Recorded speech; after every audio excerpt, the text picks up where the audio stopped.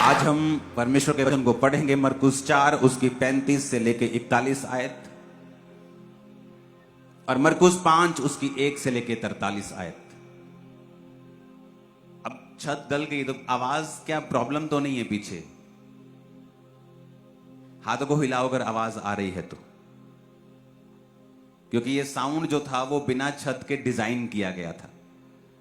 तो छत डालने का प्रोग्राम बाद में बना, तो अब इसकी नई प्रोग्रामिंग हो जाएगी तो 1-2 हफ्तों के अंदर अंदर।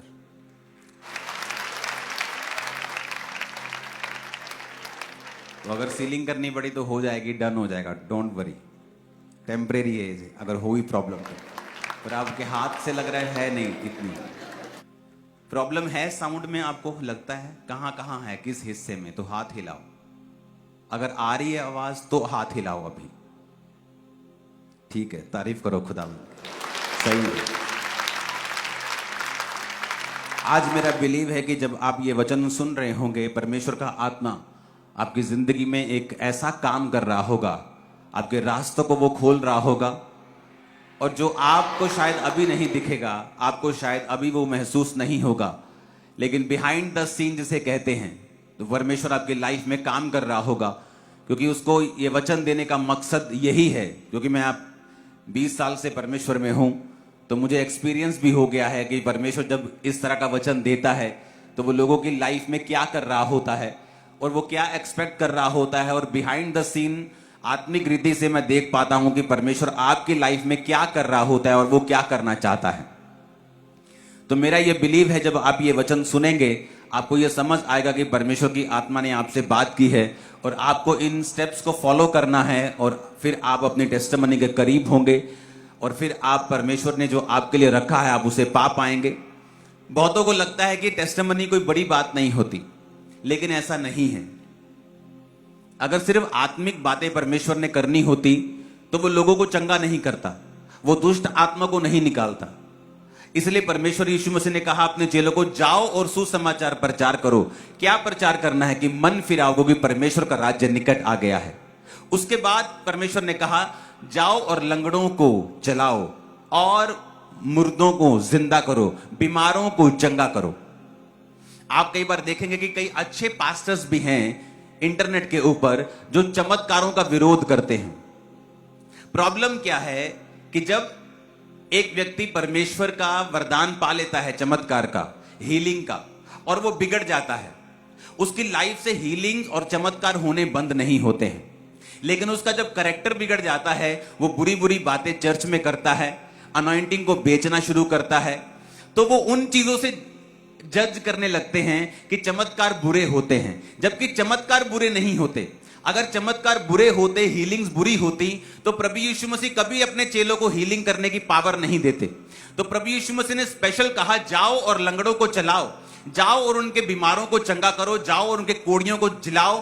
परमेश्वर ने कहा, और उन्हें बताओ कि परमेश्वर का राज्य निकट आ गया है। क्योंकि जब तक लोग चिन्ह और चमत्कार नहीं देख लेंगे, वो कदापि विश्वास नहीं करेंगे। तो जब परमेश्वर ने कहा कि जब तक तुम चिन्ह चमत्कार नहीं देखोगे, विश्वास नहीं करोगे, तो परमेश्वर ने कहा, ये चिन्ह दिखाने की, ये हीलिंग, ये डिलीवरेंस की पावर मैं तुम्हें देता हूं, जाओ और दुष्ट आत्माओं को निकालो। तो अगर ये जरूरी नहीं होता तो परमेश्वर कभी भी देते नहीं। लेकिन प्रॉब्लम क्या है, जब एक पास्टर बिगड़ जाता है, उसने एक समय में परमेश्वर का मसा लिया, लेकिन बाद में वो डिस्ट्रैक्ट हो गया, बिगड़ गया। लेकिन अब मसा परमेश्वर ने छीना नहीं है, शैतान पर गिरा दिया गया धरती के ऊपर, लेकिन शैतान से मसा नहीं छीना गया। आज भी अनॉइंटिंग शैतान के पास है। इसलिए जब आप कोई शैतानी सॉन्ग लगाते हैं, आपको मसा फील होता है, अनॉइंटिंग फील होती है। जब आप परमेश्वर का सॉन्ग सुनते हैं, तब भी आपको मसा फील होता है, लेकिन वो मसा शैतानी है और ये मसा परमेश्वर का है। कितने मेरी बात को समझ रहे हैं? तो परमेश्वर ने शैतान से मसे को वापस नहीं लिया। उसी तरह से जब एक पास्टर बिगड़ जाता है, तो परमेश्वर अपने वरदानों को उससे वापस नहीं लेता, लेकिन उसे अंत के दिनों के लिए, वो नरक के लिए तैयार करता है। और उसकी सारी मेहनत जो उसने धरती पे की है, उसे एक दिन वो मिट्टी कर देता है। मैंने इसे देखा है, और उसे बहुत से श्रापों का, बहुत सी तकलीफों का सामना करना पड़ता है। वो तकलीफें जो परमेश्वर की ओर से नहीं होती और जो ग्रो करने के लिए नहीं होती, बल्कि उसकी अपनी गलतियों की वजह से उसकी लाइफ में एंटर की होती है। तो जब भी, क्योंकि बहुत से लोग हैं जिनको नॉलेज नहीं है, वो जस्ट एक किसी हीलिंग मिनिस्ट्री को देखते हैं और उस पास्टर के कैरेक्टर को देखते हैं और उसके बाद इंटरनेट पे प्रचार करना शुरू कर देते हैं, चमत्कारिक ये पास्टर से बचे। लेकिन ऐसा नहीं है। जीसस ने हमें फुल गॉस्पल देने के लिए कहा है। आज कैसी गॉस्पल प्रचार हो रही है कि गॉस्पल तो सिर तो है लेकिन हाथ और पांव नहीं है। जिस तरह एक आदमी होता है ना, उसका सिर धड़ है लेकिन हाथ पांव कट गए हैं, तो ऐसी गॉस्पल का प्रचार किया जा रहा है। कई हीलिंग का प्रचार कर रहे हैं लेकिन उनको सुसमाचार के बारे में, साल्वेशन के बारे में कोई नॉलेज नहीं है। वो लोगों को बोलते हैं और मेरे पास आके बोलते हैं, पास्टर जी जब हम हमारी चर्च में लोग आते हैं, हील हो जाते हैं और वापिस चले जाते हैं। मैं उनको बोलता हूं कि तुम्हारे पास हीलिंग के अलावा उनको देने के लिए और कुछ नहीं है, इसलिए लोग हीलिंग लेते हैं और वापिस चले जाते हैं। तुम्हारे पास हीलिंग के अलावा वर्ड होना चाहिए जो उनके फेथ को बिल्ड करे, जो उन्हें बताए कि आत्मिक रीति में वो कहां खड़े हैं और परमेश्वर उनको क्या कहना चाहता है। लोग जो बाइबल में लिखा है वो तो घर बैठ के भी पढ़ते हैं, लेकिन उसको आत्मिक रीति के साथ और भेदों के साथ और वचन आत्मा से भी डायरेक्ट लेके और उस पोजीशन को समझ के जो आत्मिक रूप में आपकी है उस तरह से प्रीच करना जरूरी है ताकि लोग विश्वास पे खड़े रहें। अगर आपके पास हीलिंग के अलावा और कुछ देने के लिए नहीं है तो लोग चले जाएंगे। मैंने कहा खामरा में हीलिंग होती सबको पता है, लंगड़े चलते, अंधे देखते सबको पता है, कैंसर जा रहे सबको पता है, लेकिन वहां प्रीच होता है ये भी सबको पता है। वो विश्वास पे खड़े हैं ये भी सबको पता है। अगर कोई चंगा नहीं हुआ तो भी वो परमेश्वर में अड़ा और खड़ा हुआ है, क्योंकि उसको वचन दिया गया है कि एक ना एक दिन इस रीति के साथ परमेश्वर तेरा काम करेगा। तो आज जो सबसे जरूरी चीज है, अगर आपको एक मेगा चर्च, अगर आपको एक बेदारी, या आपको मेगा चर्च का शौक नहीं, अगर आपको बेदारी फैलाने का शौक है, आपको परमेश्वर का काम करने का शौक है, तो आपको फुल गॉस्पल देना पड़ेगा। आपको हाफ गॉस्पल से नहीं चलेगा।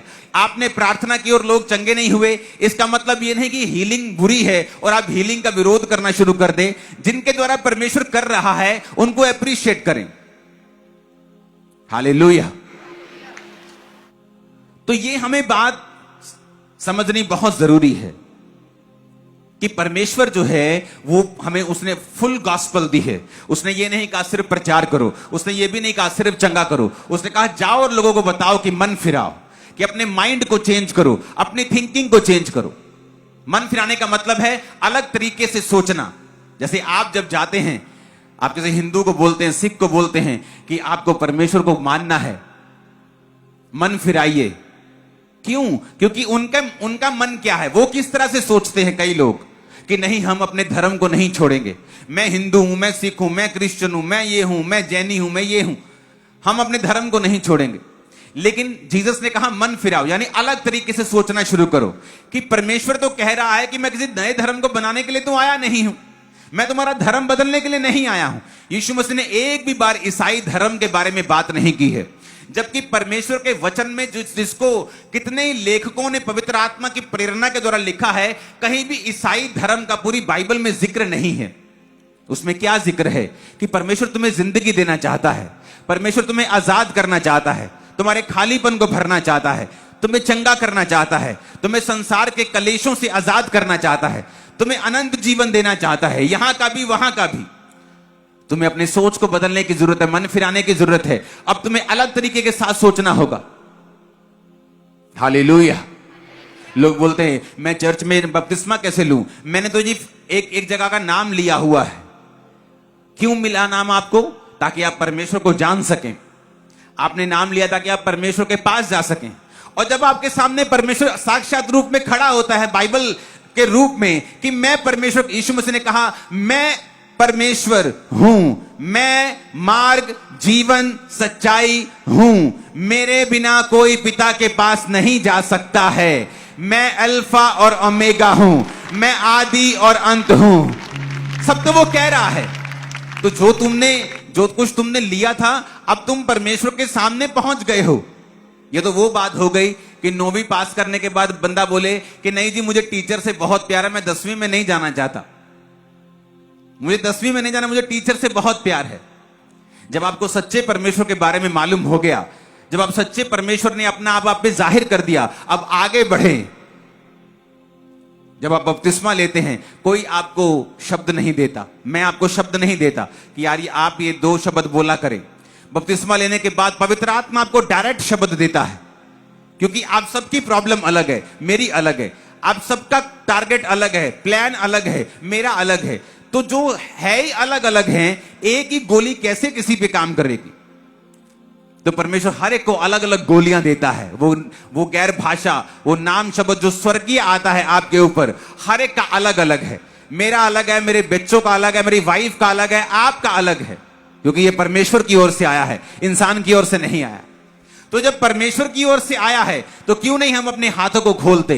क्यों हम मूर्ख बने बैठे हैं? क्यों नहीं हाथों को खोलते और उसको जप्फी डाल लेते? हम उसको एम्ब्रेस करें, उसको रिजेक्ट ना करें, क्योंकि वही परमेश्वर आपके ऊपर अपना आप जाहिर कर रहा है। हालेलुया। जब आप फुल गॉस्पल सुनते हैं, पूरा सुसमाचार सुनते हैं, वहां पे मानसिक रूप की हीलिंग भी है, वहां से इमोशनल हीलिंग है, फिजिकल हीलिंग है, फाइनेंशियल फ्रीडम है, वहां पर स्वर्गीय जीवन है, शांति का जीवन है, बाद का जीवन है, अब का जीवन है, वो सब तरफ काम करता है। साल्वेशन सिर्फ शरीर की नहीं या आत्मा की नहीं है, वो फाइनेंस की भी है, वो देश की भी है, वो सब तरफ की है। जब वो परमेश्वर आपकी लाइफ में काम करता है, वो सब तरफ करता है। जब आपका बाप, आपकी माँ आपको बढ़ाती है, आपको ग्रो करती है, आपको पालती है, क्या वो सिर्फ आपके कपड़े देखती है?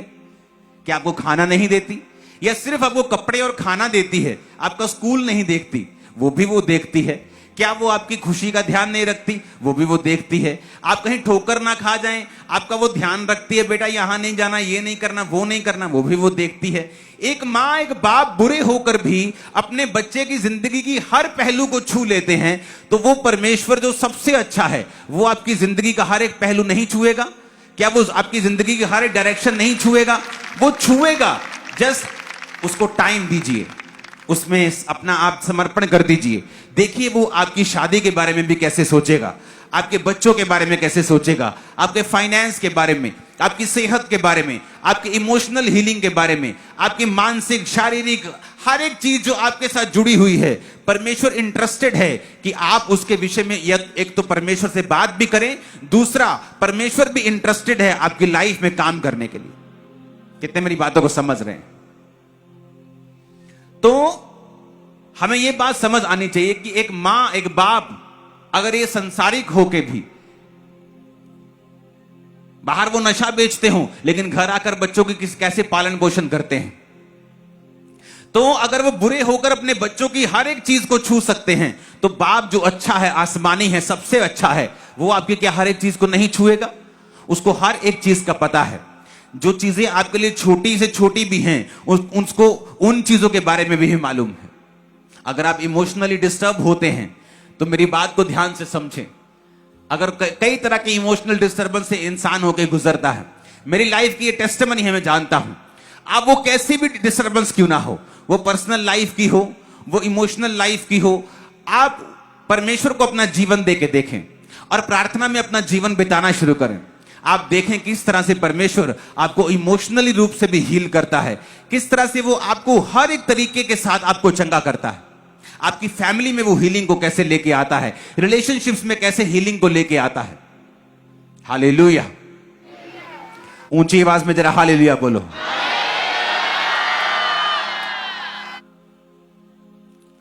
अब मरकुस 4 उसकी 35 से 41 आयत और मरकुस 5 ये पूरा अध्याय है 1 से लेके 43 आयत तक। आज जो आत्मा में मैं देख रहा हूं, क्योंकि मैं आपको आप इस बात को समझें कि बाइबल को मैंने कभी भी प्रीच करने के लिए नहीं पढ़ा है। इस हफ्ते परमेश्वर के एक दास हैं, साउथ से वो आए थे, रेवरेंड पॉल तांगिया उनका नाम है। वो जब आए और मुझसे बात हुई, हम मिले, तो उन्होंने मिनिस्ट्री को देखा और हैरान हुए, क्योंकि उनकी बहुत बड़ी मिनिस्ट्री है साउथ में और वो यहाँ मीटिंग के लिए आए थे, इसलिए वो मिलने के लिए आए एक दिन। तो वो देख रहे थे कि किस तरह से परमेश्वर ने एक बड़ा चर्च खड़ा किया है, ह्यूज चर्च खड़ा किया है, और सब चीजों को वो उन्होंने देखा, प्रार्थना की और हैरान भी हुए और खुदावंद की तारीफ भी की कि परमेश्वर ने किस तरह पंजाब में बेदारी को लाया है। उन्होंने कहा मैंने भी बहुत प्रार्थनाएं की हैं, मैं जब भी आता था पंजाब में, मैं प्रार्थना करता, खुदाबंद बेदारी को लेके आ। तो परमेश्वर, आप नहीं जानते किन किन की प्रार्थनाएं होती हैं। आप आज जब यहां पे बैठे हैं, मैं आपके लिए प्रेयर कर रहा हूं। आप नहीं जानते ये कब फलेगी, लेकिन ये फलेगी, ये वेस्ट नहीं होगी। आपको सिर्फ परमेश्वर में खड़े रहना होगा। जब मैं बाइबल को पढ़ता हूं, मैं कभी नहीं पढ़ता कि मुझे प्रीच करना है। कई बार मेरी फैमिली, मेरे लोग हैरान होते, कहते नहीं ऐसा नहीं है, आप बहुत तैयारी करके जाते हो। ये वचन आसानी से नहीं बन सकता जो आप सुना रहे हो। मैं उनको बोलता हूं नहीं ऐसा नहीं है। जब मैं बाइबल को पढ़ता हूं, मैं अपने लिए पढ़ता हूं, मैं अपने लिए पढ़ता हूं। मुझे नहीं पता मुझे प्रीच करना है संडे थर्सडे, मैं अपनी रोज बाइबल पढ़ता हूं। अगर मैं 2 टाइम 3 टाइम परमेश्वर की प्रेजेंस में हूं, अगर मैं 3 टाइम गया हूं, तो 2 टाइम मैं बाइबल पढ़ता हूं। और बाइबल मैं अपने लिए पढ़ता हूं। मैं नया नियम भी पढ़ता हूं, बाइबल को बीज से भी पढ़ता हूं, और बाइबल को पुराने नियम से भी पढ़ता हूं। तो मैं इस तरह से पढ़ता हूं कि मैं किसी भी नियम से डिस्कनेक्टेड ना हो जाऊं। कई बार हम नया नियम पढ़ते हैं तो पुराना भूल ही जाते हैं। जब 50-100 दिन बाद पुराना खोला तो हैं ऐसे आता दिमाग में। तो मैंने कहा मुझे ये करना नहीं है। तो मैं नया नियम भी पढ़ता हूं, पुराना नियम भी पढ़ता हूं, और बाइबल के बीच से भजन संहिता से लेके अगली जो जितने भी अध्याय हैं और जितने भी पुस्तकें हैं, मैं उनको भी पढ़ता हूं, ताकि मैं सबके साथ फिर कनेक्टेड रहता हूं। पुराना नया सब मेरे पास दिमाग में होता है कि परमेश्वर क्या कह रहे हैं, क्या कर रहे हैं। लेकिन मुझे यह नहीं मालूम होता कि परमेश्वर संडे के लिए क्या करे। बहुत कम ऐसा होता है कि मुझे मालूम हो 8 दिन पहले कि मुझे संडे क्या बोलना है। मैं सिर्फ अपना काम करता हूं, परमेश्वर की प्रेजेंस में रहता हूं।